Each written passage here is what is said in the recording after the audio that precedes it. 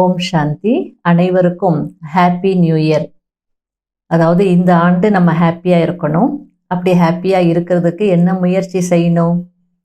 ஏதாவது ஒரு புதுமையை கொண்டு வரணும். நம்முடைய முயற்சியிலையோ தாரணையிலையோ எதுலையாவது ஒரு நியூனஸ் கொண்டு வரணும். அந்த நியூனஸ் இருக்கும்போது, புதுமை இருக்கும்போது நம்ம ஹாப்பியாக இருக்க முடியும், ஊக்க உற்சாகத்தில் இருக்க முடியும். ஆகையால் எந்தெந்த விஷயங்களில் நான் என்னுடைய மகிழ்ச்சி இழக்கிறேன் அப்படின்றது கண்டுபிடிச்சு நான் இனிமே அந்த மாதிரி இருக்க மாட்டேன் அப்படின்னு ஒரு திட சங்கல்பம் செய்யுங்க. அப்படி செய்யும் போது, அந்த முயற்சி செய்யும் போது நமக்குள்ள மாற்றங்கள் வரும். இந்த ஆண்டு முழுவதும் நம்ம ஹாப்பியாக இருக்கலாம், சதா ஹாப்பியாக இருக்கலாம். முரளியை கேட்போம். 1/1/2021 சாக்கார முரளி. இன்று பாபா கூறுகிறார், இனிமையான குழந்தைகளே, நீங்கள் தூய்மையான உலகத்திற்கு செல்ல வேண்டும். ஆகையால் காமம் என்ற பரம எதிரியை வெல்ல வேண்டும். காமத்தை வென்று உலகத்தை வென்றவர்கள் ஆக வேண்டும். கேள்வி: ஒவ்வொருவரும் தனது நடத்தையின் மூலம் எந்த காட்சியை அனைவருக்கும் காட்ட முடியும்? பதில்: நான் அன்ன பறவையா கொக்கா என்பதை ஒவ்வொருவரும் அவர்களது நடத்தையின் மூலம் அனைவருக்கும் காட்சி காட்ட முடியும்.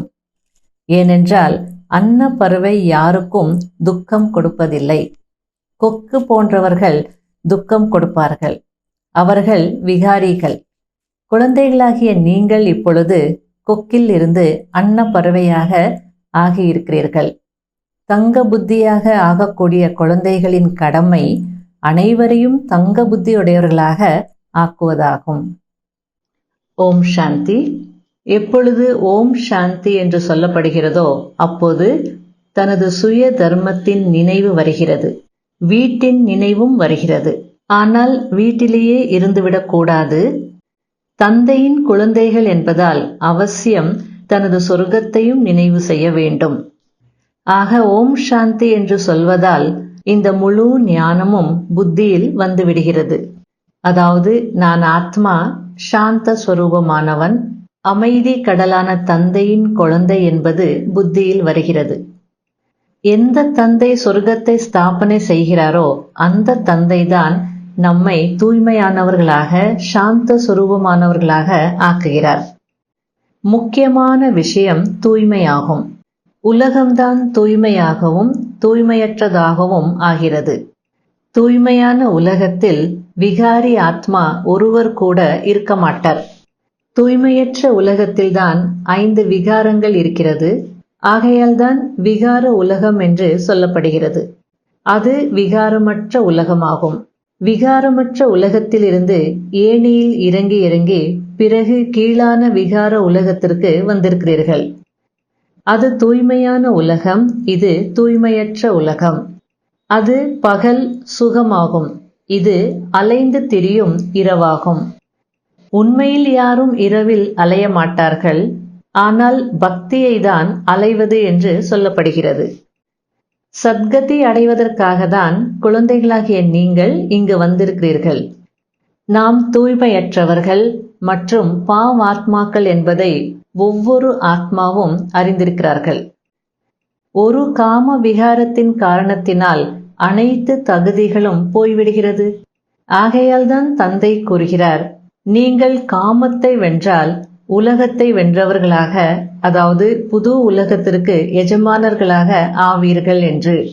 ஆகையால் உள்ளுக்குள் அந்த அளவிற்கு குஷி இருக்க வேண்டும். இங்கே ஒவ்வொரு வீட்டிலும் அசாந்தி இருக்கிறது, பிரச்சனைகள் இருக்கிறது. இந்த நேரம் உலகத்தில் ஏன் இவ்வளவு பிரச்சனைகள் இருக்கிறது? ஏனென்றால் பாவாத்மாக்களாக இருக்கிறார்கள். விகாரங்களின் காரணமாக தான் அசுரர்கள் என்று சொல்லப்படுகிறார்கள். இந்த நேரத்தில் உலகத்தில் எந்த பொருளும் வேலைக்கு உதவாததாக இருக்கிறது. இந்த மூங்கில் காட்டிற்கு தீப்பிடிக்கப் போகிறது. இந்த கண்களால் எதையெல்லாம் பார்க்கிறீர்களோ அவை அனைத்தும் எரிந்து போய்விடும். ஆத்மாவானது நெருப்பில் எரியாது. ஆத்மா எப்போதும் இன்சூரன்ஸ் செய்யப்பட்டது போல் இருக்கும். ஆத்மா எப்போதும் வாழ்ந்து கொண்டே இருக்கும். ஆத்மாவை யாராவது இன்சூர் செய்கிறார்களா என்ன? ஷரீரத்திற்கு தான் இன்சூரன்ஸ் செய்யப்படுகிறது. ஆத்மா அழிவற்றது. இது விளையாட்டு என்று குழந்தைகளுக்கு புரிய வைக்கப்படுகிறது. ஆத்மா எப்பொழுதும் இருந்து கொண்டே இருக்கும். புண்ணிய ஆத்மாவாகவும் பாவாத்மாவாகவும் மாறுகிறது, அவ்வளவுதான். 5 விகாரங்களினால் எவ்வளவு அசுத்தமாகிவிடுகிறது. பாவங்களிலிருந்து விடுவிப்பதற்காக இப்பொழுது தந்தை வந்திருக்கிறார். விகாரங்கள்தான் முழு நடத்தையையும் கெடுத்து விடுகிறது. இது உயர்ந்ததிலும் உயர்ந்த ஆன்மீக கவர்மெண்ட் ஆகும். உங்களை ஈஸ்வரிய கவர்மெண்ட் என்றும் சொல்லலாம். ஈஸ்வரிய கவர்மெண்ட் என்ன செய்கிறது? ஆத்மாக்களை தூய்மையாக்கி தேவதைகளாக மாற்றுகிறது. இல்லையென்றால் தேவதைகள் எங்கிருந்து வருவார்கள்? இதை பற்றி யாருக்கும் தெரியாது. இந்த நாடகம் ஏற்கனவே உருவாக்கப்பட்டது. நாம் அனைவரும் நடிகர்கள் என்பதை இப்பொழுது நீங்கள் புரிந்திருக்கிறீர்கள். இந்த அனைத்து விஷயங்களும் புத்தியில் இருக்க வேண்டும். படிப்பு புத்தியில் இருக்க வேண்டும் அல்லவா? மேலும் அவசியம் தூய்மையாகவும் ஆக வேண்டும். எதுவரை தூய்மையாகவில்லையோ அதுவரை சொர்க்கத்திற்கு தகுதியானவர்களாக ஆக முடியாது. உலகம் ஒன்றுதான், அதுவே புதியதாகவும் பழையதாகவும் ஆகிறது. இதெல்லாம் புரிய வைப்பதற்கு நீங்கள் எவ்வளவு தலையை உடைத்துக் கொள்கிறீர்கள்? உங்களுடைய ராஜ்யத்தை ஸ்தாபனை செய்து கொண்டிருக்கிறீர்கள் அல்லவா?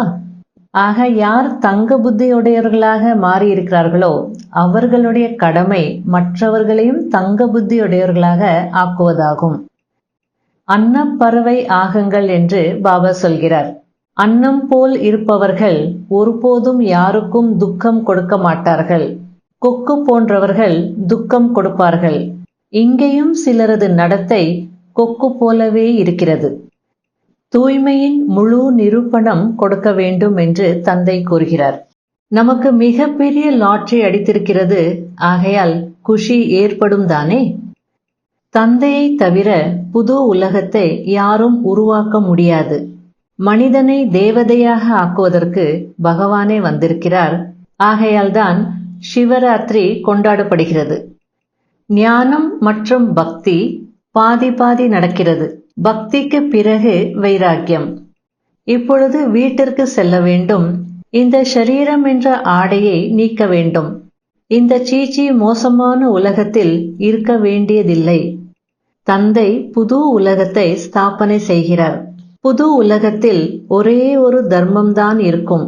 இங்கு அநேக தர்மங்கள் இருக்கின்றன. உங்களுடைய நடத்தை இப்பொழுது எவ்வளவு மாறியிருக்கிறது. சிலர் மாறுவதற்கு பதிலாக இன்னும் கெட்டவர்களாக ஆகிவிடுகிறார்கள். நடவடிக்கைகளின் மூலம் தெரிய வருகிறது. இன்று மகாரதி அன்னப்பறவை என்று அழைக்கப்படுகிறார்கள். நாளை கொக்கு ஆகிவிடுகிறார்கள். மாயையும் மறைமுகமாக இருக்கிறதல்லவா? கோபத்தை பார்க்க முடியாது.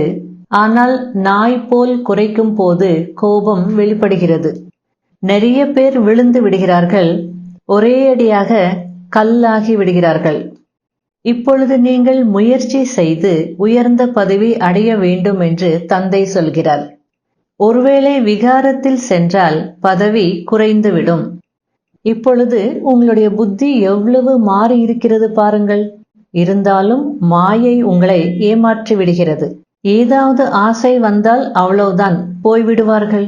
ஒரு பைசாவிற்கு உதவாதவர்களாக ஆகிவிடுகிறார்கள். ஆகையால் பாபா சொல்கிறார், ஆசை என்றால் என்னவென்றே தெரியாதவர்களாக இருக்க வேண்டும். உலகத்தில் சில குழந்தைகள் எப்படி இருக்கிறார்கள் என்றால், தந்தையையே அழித்து விடுகிறார்கள், குடும்பத்தையே அழித்து விடுகிறார்கள். அவர்கள் மகான் பாவாத்மாக்கள். அதுபோல் இங்கேயும் சிலர் இருக்கிறார்கள். அதாவது தந்தைக்கு நிந்தனை ஏற்படுத்துகிறார்கள். அவர்களால் தந்தையின் இதயத்தில் இடம் பிடிக்க முடியாது. கடைபிடிக்க வேண்டிய முக்கியமான சாராம்சம், முதல் பாயிண்ட், மாயையின் ஏமாற்றத்திலிருந்து தப்பிப்பதற்காக ஆசை என்றால் என்னவென்றே தெரியாதவர்களாக ஆக வேண்டும். இந்த அழுக்கு நிறைந்த உலகத்தில் மனதை ஈடுபடுத்தக்கூடாது.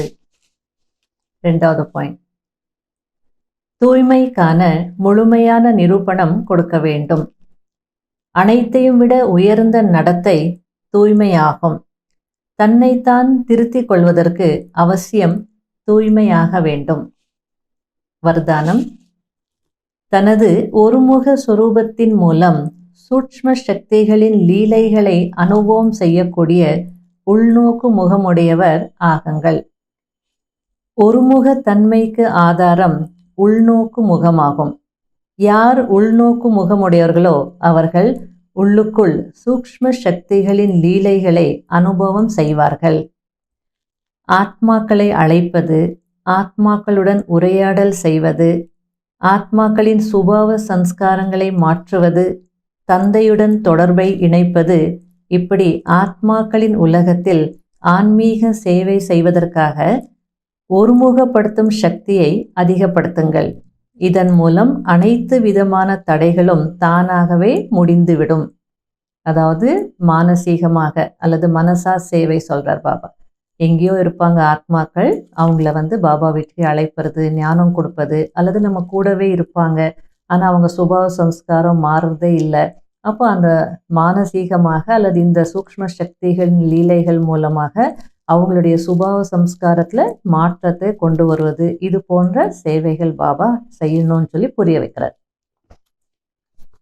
ஸ்லோகன்: அனைத்து பிராப்திகளையும் தனக்குள் தாரணை செய்து உலகத்தின் மேடையில் வெளிப்படுவதுதான் தந்தையை வெளிப்படுத்துவதற்கான ஆதாரமாகும்.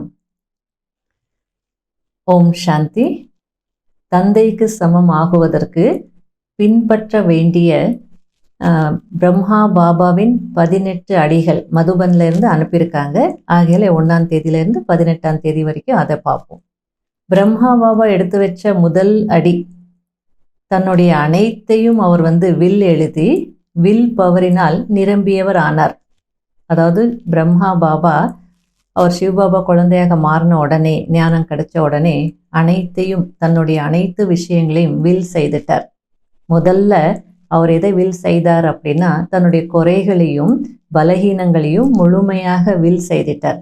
பிறகு தன்னுடைய எல்லா செல்வங்களையும், ஸ்தூல மற்றும் சூக்ஷ்ம செல்வங்கள் அனைத்தையும் அவர் வில் செய்துட்டார். அந்த மாதிரி செய்யும் போது, ஐயோ நம்ம எல்லாம் செய்துட்டு இருக்கிறோமே, நாளை என்ன ஆகுமோ, எப்படி நடக்குமோ அப்படின்னு எல்லாம் யோசிக்கவே இல்லை. அதாவது அந்த ஒரே வெட்டில் பலியானார் அப்படின்னா, ஒரு எண்ணத்துல எல்லாத்தையும் அர்ப்பணம் செய்துட்டார், வில் எழுதிட்டார். அந்த மாதிரி வில் செய்ததுனால அவருக்குள்ள வில் பவர் நிரம்பிடுச்சு. அந்த வில் பவர் வந்ததுனால தான் இவ்வளோ பெரிய காரியங்கள் அவரால் செய்ய முடிஞ்சது. அதனால நாம கூட பிரம்மா பாபாவை இந்த விஷயத்துல ஃபாலோ பண்ணணும், ஃபாலோ ஃபாதர் பண்ணணும். அப்போதான் தந்தைக்கு சமம் ஆக முடியும். ஓம் சாந்தி.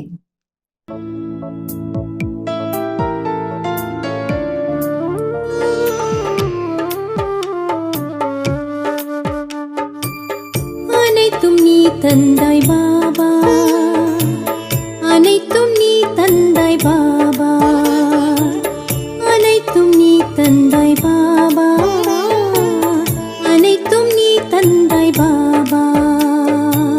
கலியுகத்தில் இருந்து விடுதலை தந்தாய், சங்கம யுகத்தில் புது பிறவி தந்தாய், ஆத்மாவிற்கு ஒளி தந்தாய், மனதுக்கு நல்ல எண்ணம் தந்தாய். அனைத்தும் நீ தந்தாய் பாபா, அனைத்தும் நீ தந்தாய் பாபா.